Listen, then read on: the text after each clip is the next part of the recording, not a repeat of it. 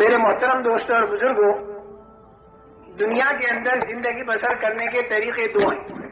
ایک طریقہ وہ ہے جو اللہ نے تجویز کر کے دیا، دوسرا طریقہ وہ ہے جو انسان خود تجویز کرے۔ انسان جو طریقہ خود تجویز کرے گا وہ صرف موجودہ زمانے کو سامنے رکھ کر تجویز کرے گا۔ موجودہ زمانے میں اسے جتنا نفع دکھائی دے گا اس کے باقی رکھنے کا فکر کرے گا، اور جتنا نقصان دکھائی دے گا اس کے دور کرنے کا فکر کرے گا۔ لیکن آئندہ جو زمانہ اس کے سامنے آتا جائے گا تو پھر اس کی رائے اور اس کی تدبیر اور اس کا طریقہ بدلتا چلا جائے گا۔ اس کے بعد پھر دوسرا زمانہ آئے گا تو پھر رائے اور طریقہ اس کا بدلتا چلا جائے گا، یہاں تک کہ آدمی کی موت آ جاوے تو موت آنے کے بعد حالات ختم نہیں ہوتے، بلکہ حالات کا انتظام کرنے کا کی جو طاقت تھی وہ ختم ہو جاتی ہے۔ عام طور سے یہ سمجھا جاتا ہے کہ موت آئی تو حالات ختم ہو گئے، خوشحال آدمی کی خوشحالی ختم ہو گئی اور بدحال آدمی کی بدحالی ختم ہو گئی، جو بیمار تھا اس کی بیماری ختم ہو گئی، جو بھوکا پیاسا تھا بھوک پیاس اس کی ختم ہو گئی، جو خوب کھاتا پیتا تھا تو خوب کھانا پینا ختم ہو گیا، عزت والے کی عزت ختم ہو گئی، ذلت والے کی ذلت ختم ہو گئی۔ اس لیے جب موت آتی ہے تو آدمی کی لاش کو قبر کے اندر دفن کر دیتے ہیں، تھوڑے دنوں کے بعد میں وہ مٹی بن جاتا ہے، آگے کچھ دکھائی نہیں دیتا۔ تو عام ذہن پوری دنیا کا یہ ہے کہ مر گئے تو ختم ہو گئی بات، حالات سارے ختم ہو گئے، جتنے بھی حالات اچھے یا برے ہیں وہ موت تک ہیں۔ لیکن ایسا نہیں ہے۔ ہمارا اور تمہارا پیدا کرنے والا خدا، جس نے اپنی قدرت سے تین اندھیریوں میں ماں کے پیٹ کے اندر اس انسان کو بنایا، جبکہ وہاں پر کوئی روشنی بھی نہیں تھی، ماں کا پیٹ تھا، بچے دانی تھی اور اس کے اندر ایک جھلی تھی، اس جھلی کے اندر لپٹا ہوا بچہ تھا، اور سارے اعضاء انسانی اللہ تعالیٰ نے بنائے۔ وہ بنانے والا اللہ وہ خود یہ بتا رہا ہے کہ موت کے بعد ایک لمبی چوڑی زندگی آنے والی ہے جو مرنے سے پہلے والے کو دکھائی نہیں دیتی، لیکن وہ یقیناً ایک زندگی آنے والی ہے۔ انسان کے اوپر 4 منزلیں آنے والی، 4 منزلیں ہیں۔ ایک منزل تو ہے ماں کے پیٹ کی، دوسری منزل ہے دنیا کے پیٹ کی، تیسری منزل ہے قبر کے پیٹ کی، اور چوتھی منزل ہے آخرت کی، اور وہ آخری منزل ہے۔ اس کے بعد پھر کوئی 5ویں منزل نہیں۔ آخرت میں جو مقام اس کے لیے راحت کا یا تکلیف کا طے ہو گیا تو وہ اسی مقام کے اندر رہے گا، اس کے بعد پھر کوئی 5ویں منزل اس کی نہیں ہے۔ یہ بات الگ ہے کہ کوئی ایمان والا اگر اپنی بدعمالیوں کی وجہ سے جہنم میں گیا تو جہنم کے اندر وہ پاک اور صاف ہو کر اور پھر وہ جنت میں چلا جائے گا۔ لیکن بغیر ایمان کا جو آدمی ہوگا، جس کے اندر ایمان نہیں ہوگا، جو کفر والا ہوگا اور شرک والا ہوگا، وہ جب جہنم میں جائے گا تو وہ اس کی آخری منزل ہوگی اور اس کے اندر سے وہ نکلے گا نہیں۔ یہ 4 منزلیں ہیں انسان پر۔ ماں کے پیٹ کی منزل میں تو انسان کی ذات بنی، اس کی آنکھ بنی، کان بنے، زبان بنی، ہاتھ پیر بنے، دل دماغ بنا، پھر اندر کی ساری چیزیں بنی۔ ماں کے پیٹ کے اندر تو انسان کی ذات بنی اور اس میں انسان کو ذرہ برابر اختیار نہیں تھا، لڑکا بننا یا لڑکی بننا، کالا بننا یا گورا بننا، خود انسان کو بننے والے کو بھی اختیار نہیں تھا اور اس کے ماں باپ کو بھی اس کا اختیار نہیں تھا۔ یہ بالکل ہمارے اختیار سے باہر مسئلہ اللہ جل جلالہ و عز والہ نے اس انسان کو ماں کے پیٹ کے اندر بنایا۔ اس کے بعد دوسری منزل ہے دنیا کی۔ دنیا کی جو منزل ہے، اس منزل میں اللہ نے اس انسان کو ہلکا سا اختیار مرحمت فرمایا، اور یہ اختیار عجیب و غریب چیز ہے۔ اللہ نے اس دنیا میں انسان کو ہلکا سا بھلے اور برے کا اختیار نصیب فرمایا۔ جیسے املی کا بیج بولے یا آم کی گٹھلی بولے، آم کی گٹھلی بوئے گا تو آم کا درخت تیار ہوگا، اور املی کا بیج اگر بوئے گا تو املی کا درخت تیار ہوگا۔ اسی طریقے سے یہ انسان یہاں پر بھلا کرے یا برا کرے، دونوں باتوں میں اختیار ہے۔ یہ ہاتھ اللہ نے دیے ہیں، جب تک روح انسان کے اندر موجود ہے تو اس ہاتھ پر آدمی کو اختیار ہے اس بات کا کہ اس سے سب کا خیرات دے، اس سے کسی رونے والے کو چپ کرے، کسی کے آنسو پوچھے، کسی کو روٹی کا ٹکڑا دے، اور اس بات کی بھی اللہ نے اسے طاقت دی ہے کہ اس ہاتھ سے کسی پر ظلم کرے، دونوں طاقتیں اللہ نے اس انسان کو دی، بھلے کی اور برے کی۔ دیکھو فرشتہ جو ہے وہ تو مجبور محض ہے، اس کو تو جتنا اللہ نے کہہ دیا وہی کرنا ہوگا، اس کے خلاف کرنے کی فرشتے میں طاقت نہیں۔ اسی طریقے سے آسمان ہے، زمین ہے، چاند ہے، سورج ہے، ستارے ہیں، یہ جتنی مخلوقات ہیں انسان کے علاوہ، یہ ساری مخلوقات مجبور محض ہے، اللہ کے امر کے تابع ہے۔ اگر ہوا کو اللہ حکم دے دے کہ معمول کے مطابق چلے تو ہوا معمول کے مطابق چلے گی، لوگوں کے کام بنتے رہیں گے، اور اگر ہوا کو اللہ حکم دے دے کہ وہ معمول سے اوپر ہو کر چلے تو اسی ہوا کا نام پھر طوفان بنتا ہے اور اس سے زندگیاں اجڑ جاتی ہیں۔ ایسے ہی پانی اللہ کے حکم کے تابع ہے، زمین اللہ کے حکم کے تابع ہے، اور آسمان بھی اللہ کے حکم کے تابع ہے۔ جو حکم ان چیزوں کو ملتا ہے یہ چیزیں وہی کرتی ہیں، اس کے خلاف کرنے کی ان میں طاقت نہیں رکھی۔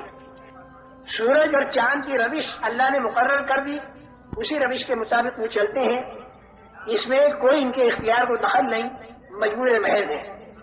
جون سے آسمان پر فرشتوں کو سجدے کا حکم ہوا وہ فرشتے سجدہ کرتے ہیں، ایک آسمان پر رکوع کرتے ہیں، ایک آسمان پر قیام ہے، ایک آسمان پر قعدہ ہے۔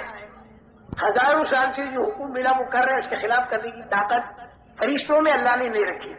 لا یعصون اللہ ما امرہم ویفعلون ما یؤمرون، سجدہ کے لیے کہا وہ سجدہ ہی کرے گا، وہ فرشتہ پھر رکوع نہیں کرے گا، پھر اسے اگر رکوع کا حکم ہو جائے تو رکوع ہی کرے گا، پھر وہ سجدہ نہیں کرے گا، جو کہا جائے گا وہ کرے گا۔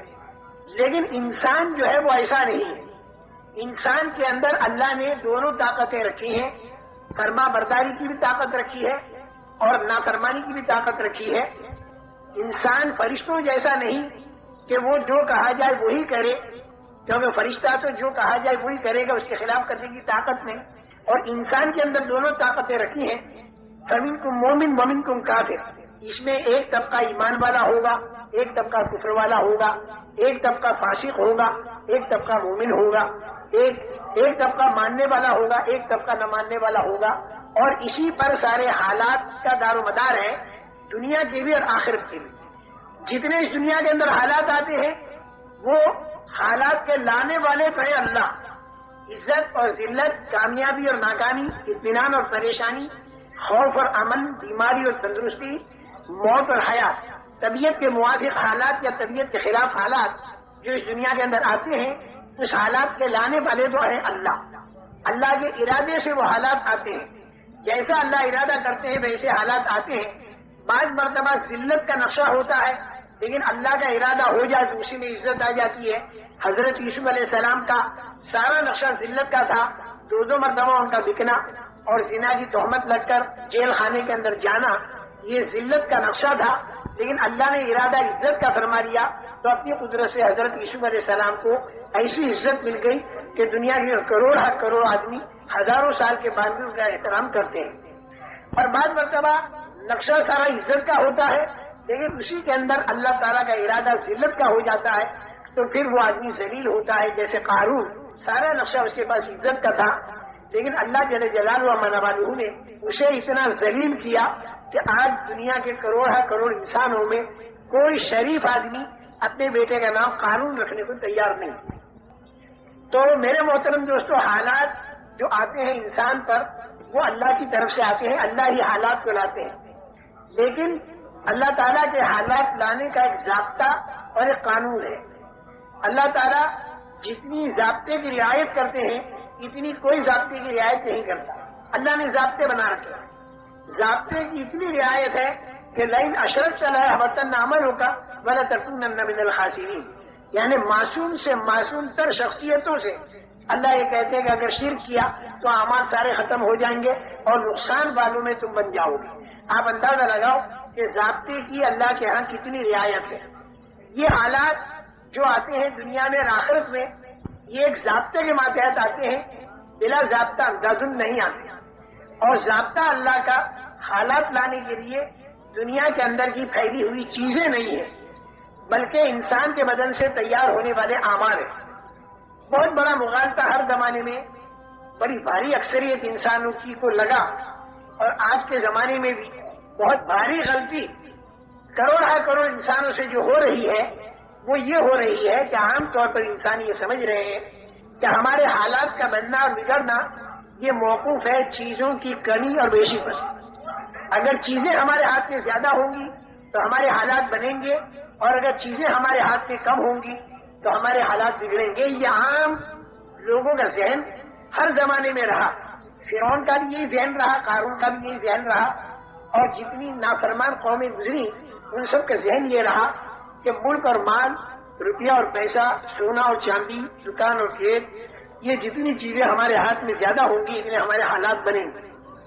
اللہ کی طرف سے بھیجے ہوئے جو انبیاء کرام علیہ السلام تھے، انہوں نے آ کر ہر زمانے میں انسانوں کا یہ ذہن بنایا کہ حالات آتے ہیں اللہ کی قدرت سے، حالات آتے ہیں اللہ کے ارادے سے، لیکن اللہ تعالیٰ نے حالات کے لانے کا ایک ضابطہ بنا رکھا ہے، اور وہ ضابطہ جو ہے وہ انسان کے بدن سے تیار ہونے والے اعمال ہیں، اور انسان کے دل کے اندر کا یقین ہے. اگر اس کے دل کے اندر کا یقین ٹھیک ہو جائے اور اس کے بدن سے تیار ہونے والے اعمال ٹھیک ہو جائیں، آنکھوں کا دیکھنا، کانوں کا سننا، زبان کا بولنا، ہاتھ کا پکڑنا، پیروں کا چلنا، دل اور دماغ کا سوچنا اگر ٹھیک ہو جائے تو اللہ تعالیٰ حالات اچھے لاویں گے، اور اگر انسان کے اعمال خراب ہو جائیں تو اللہ تعالیٰ حالات خراب لاویں گے.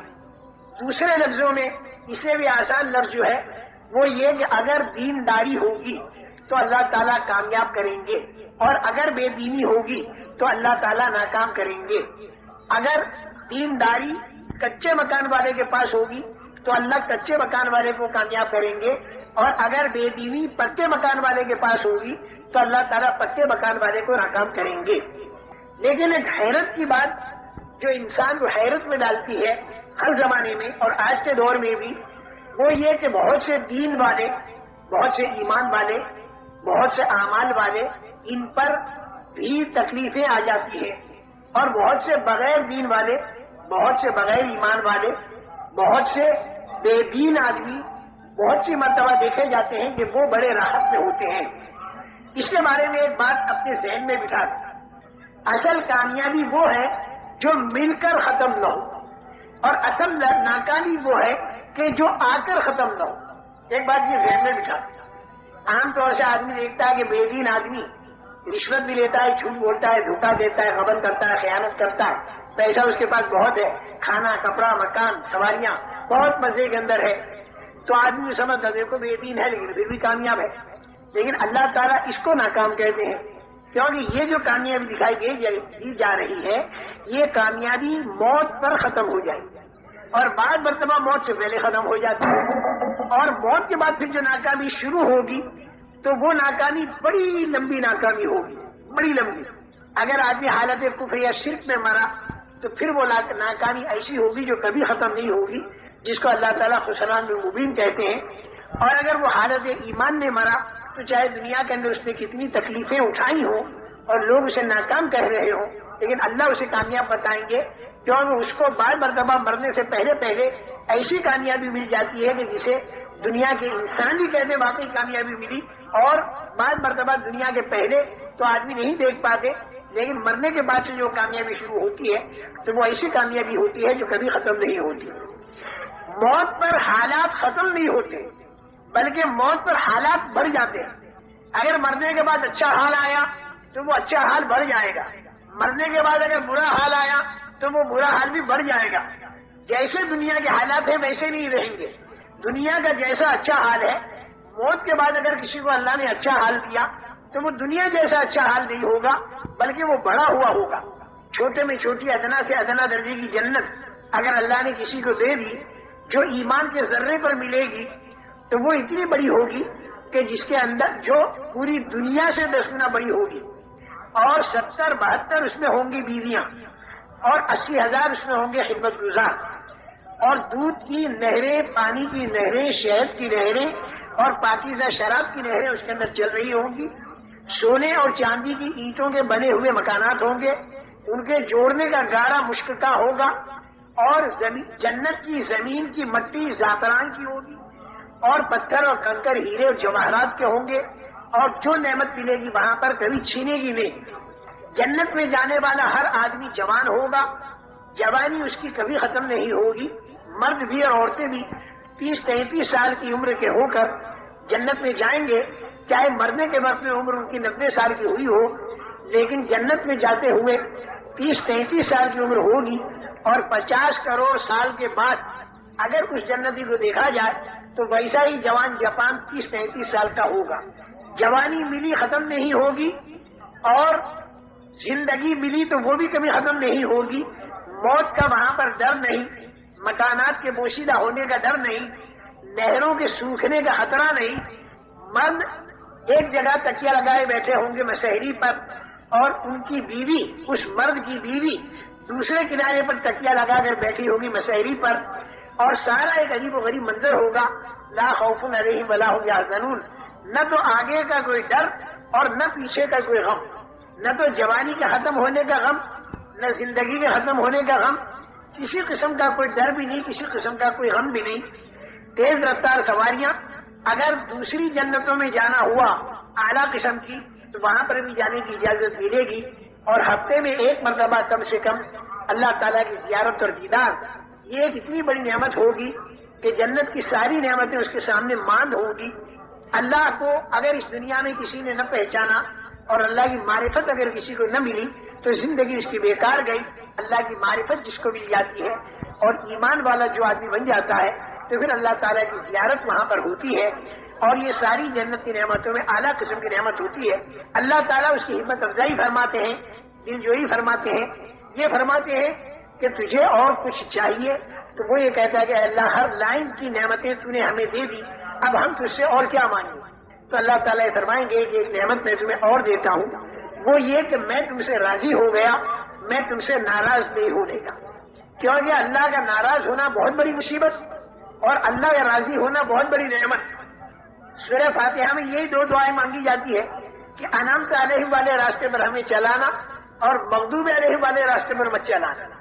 انعمت علیہم والے راستے پر ہمیں چلانا، مغضوب علیہم والے راستے پر ہمیں مت چلانا۔ انعمت علیہم والا راستہ وہ ہے کہ جو اللہ کی رضامندی پر پورا ہوتا ہے، اور مغضوب علیہم والا راستہ وہ ہے جو اللہ کے غضب اور اللہ کی ناراضگی پر پورا ہوتا ہے۔ تو میں نے یہ عرض کیا میرے محترم دوستو کہ وہاں مرنے کے بعد جو اچھے حالات آئیں گے تو وہ بہت زیادہ اچھے ہوں گے، اور اگر خدا نہ خواستہ اگر برے حالات آئے تو وہ برے حالات بھی بہت ہی برے ہوں گے۔ جیسے دنیا کے ہیں ویسے نہیں۔ دنیا کے اندر کسی کو سزا ہوتی ہے اگر تو وہ 5.25 فیٹ کے بدن کو ہوتی ہے، لیکن جہنم کے اندر اگر سزا ہوگی تو وہ بدن اتنا بڑا بنا دیا جائے گا کہ ایک دھار احد کے پہاڑ کے برابر، اور کھال اتنی موٹی کہ 3 رات تک چلو تب جا کے اس کی کھال پوری ہو۔ اتنا بڑا بدن بنا کر سانپ اونٹ کے برابر اور بچھو خچر کے برابر ایک مرتبہ کاٹے تو 40 سال تک تکلیف باقی رہے۔ اللہ تعالیٰ حفاظت فرمائے۔ اور آدمی پریشان، چاروں طرف سے فرشتوں کا ہتھوڑوں سے مارنا، آگ کا جلانا، اندھیرے کا ستانا، اس آگ میں اندھیرا، اور سانپوں اور بچھوؤں کا کاٹنا، بھوک اور پیاس کا ستانا، اور آدمی پریشان حال، بھاگنا چاہے گا تو دروازے بند ملیں گے، بڑے بڑے فرشتوں کے پہرے ملیں گے، اور فرشتوں سے کہے گا کہ تم ہماری کچھ مدد کرو تو فرشتے مختلف لائن کے جواب دیں گے۔ فرشتے کہیں گے الم یاتکم نذیر، کیا تمہارے پاس کوئی سمجھانے والا نہیں آیا تھا، چونکانے والا نہیں آیا تھا دنیا کے اندر؟ قالوا بلا قد جاءنا نذیر فكذبنا وقلنا ما نزل الله من شيء ان انتم الا في ضلال كبير وقالوا لو كنا نسمع او نعقل ما كنا في اصحاب السعير فاعترفوا بذنبهم فسحقا لاصحاب السعير۔ وہ کہیں گے بے شک ہم کو سمجھانے والے آئے تھے، قد جاءنا نذیر، تو ہم نے ان کو جھوٹا سمجھا۔ ہم یہ سمجھے کہ جنت اور دوزخ یہ خیالی چیز ہے، کچھ بھی نہیں، دل بہلانے کی یا صرف دھمکانے کی ایک چیز ہے۔ ہم کو یہ نہیں معلوم تھا کہ یہ واقعہ ہوگا اور ایسا ہوگا۔ کاش کہ اس دن اگر ہم مان لیتے اور سن لیتے، سمجھ لیتے، تو آج ہم یہاں پر جہنم کے اندر نہ ہوتے۔ اپنے گناہوں کا وہ اعتراف اور اقرار کریں گے، لیکن یہ اعتراف اقرار کرنا وہاں ان کے کام نہیں آئے گا۔ بہت بڑا داروغہ ہو گئے فرشتہ، اس سے کہیں گے کہ تو اللہ سے یہ دعا کر، بنا دو یا مالک لیقضی علینا ربک قال انکم ماکثون. داروغے کا نام ہوگا مالک. اے مالک تو اللہ سے کہہ دے کہ ہم کو وہ ختم کر دے بالکل. تو وہ جواب دے گا کہ بالکل ایسا نہیں ہوگا, اب تمہیں یہیں پر رہنا ہوگا. الگ الگ جواب. شیطان سے کہیں گے تیری بات ہم نے مانی اور ہم یہاں پر آئے, تو ہمارا ساتھ دے. وہ کہے گا فلا تلومونی ولوموا انفسکم ما انا بمصرخکم وما انتم بمصرخی. نہ تو میں تمہاری مدد کر سکتا ہوں نہ تم میری مدد کر سکتے ہو. میں نے تمہیں غلط بات کہی, تم نے کیوں مانی؟ اللہ تم سے صحیح کہہ رہا تو اس کی کیوں نہیں مانی؟ یہ شیطان کا جواب ہوگا. چاروں طرف سے مایوس ہو گئے. پھر دیکھیں گے کہ بڑے بڑے جو چودھری اور بڑے بڑے ذمہ دار دنیا کے اندر جب کوئی بات پیش آتی تھی تو ان بڑوں بڑوں کے پاس جاتے تھے اور ان سے کہتے تھے کہ بھائی ہم اس پریشانی میں ہیں تو ہماری پریشانی کو دور کرو. تو ان بڑوں بڑوں کے پاس بڑے لیڈر, بڑے نیتا, بڑے چودھری, بڑے سردار ان کے پاس جائیں گے اور کہیں گے ہمیں پریشانی میں ہیں, چاروں طرف سے ہم کو سانپ کاٹتے ہیں, فرشتے مارتے ہیں, آگ جلاتی ہے, ہم بھاگ نہیں سکتے, فرشتے ذرا بھی ہم پر رحم نہیں کرتے, شیطان ہمارا ساتھ نہیں دیتا, تم ہمارے بڑے ہو, تم ہمارے لیے کوئی راستہ سوچو. تو وہ کہیں گے اس صبر الذین اتبعوا, وہ لوگ کہیں گے کہ ہم کچھ نہیں کر سکتے, ہم بری ذمہ, ہم کچھ نہیں کر سکتے.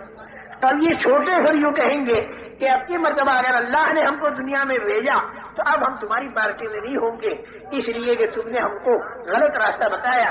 اور پھر وہ بددعائیں کریں گے, ربنا انا اطعنا سادتنا وکبراءنا فاضلونا السبیل ربنا آتهم ضعفین من العذاب ولعنهم لعنا کبیرا. اے اللہ ہم نے اپنے سرداروں کی مانی اور ہم نے اپنے چودھریوں کی مانی, لیکن اس نے ہم کو تیرے راستے سے ہٹا دیا. اے اللہ تو ان کے اوپر دگنا عذاب ڈال دے اور اے اللہ تو ان کے اوپر اپنی لعنت کو برسا. میرے محترم دوستو, ایک بہت بڑا منظر کل قیامت کا آنے والا ہے اور اس میں کھرے اور کھوٹے کا فیصلہ ہوگا. یہ خبر انبیاء کرام علیہ السلام نے اللہ کے پاس سے لا کر ہمیں دی. اس کی تیاری کرنے کا زمانہ اس دنیا کا زمانہ ہے. مرنے کے بعد پھر کوئی تیاری آدمی نہیں کر سکتا. جب آدمی قبر کے اندر چلا گیا تو حالات تو بڑھ گئے, چاہے اچھے ہوں چاہے برے ہوں, لیکن انتظام کی طاقت ختم ہو گئی. موت کے معنی کیا ہے؟ انسان کے انتظام کی طاقت کا ختم ہو جانا. دنیا کے اندر اگر خدا نہ خاصا یہاں سانپ آ جائے تو آدمی ڈنڈے سے مارے گا یا کم سے کم بھاگ جائے گا, آگ لگ جائے پانی سے بجھائے گا. اگر روشنی بند ہو جائے تو آدمی ٹارچ وغیرہ جلائے گا, آدمی کو بھوک لگے جا کر کھانا کھائے گا, آدمی کو پیاس لگے ڈول رسی سے پانی کھینچ کر اور پی لے گا. یہاں آدمی کے اوپر اگر کوئی حال آ دے تو اس کے پاس قوت انتظام ہے. اور موت کے کیا معنی؟ موت کے یہ معنی کہ آدمی کے اندر سے قوت انتظام ختم. قبر کے اندر سانپ تو آیا, ہٹانے کی طاقت ختم. اندھیرا آیا, اجالا لانے کی طاقت ختم. پٹائی ہو رہی, اس سے بچنے کی طاقت ختم. اگر 5-10 ڈنڈے رکھ بھی دیں رشتے دار تو دنیا کے ڈنڈوں سے قبر کے سانپ نہیں مرتے, اور دنیا کے پانی سے قبر کی آگ نہیں بجھتی, اور دنیا کی ٹارچ سے قبر کا اندھیرا دور نہیں ہوتا, اور دنیا کی چیزوں سے قبر کے اندر سہولت نہیں ملتی. وہاں آدمی جب دیکھے گا کوئی راستہ نہیں تو پھر وہ اللہ سے یوں کہے گا کہ اے میرے اللہ, میرے کو تو واپس لوٹا دے. اتنا تو وہ بھی جانے گا کہ قبر میں کچھ کر نہیں سکتا, یہاں پر میں نماز نہیں پڑھ سکتا اور یہاں پر میں روزہ نہیں رکھ سکتا, تسبیح اور تلاوت نہیں کر سکتا. اے اللہ تو میرے کو دنیا میں واپس بھیج دے. کتنی بڑی دولت یہ دنیا کی زندگی تھی جو میرے ہاتھ سے نکل گئی. اب میرے کو معلوم ہوا کہ دنیا میں اگر ایک مرتبہ سبحان اللہ کہتا تو جنت میں میرے لیے ایک درخت بنتا, الحمدللہ کہتا تو درخت بنتا.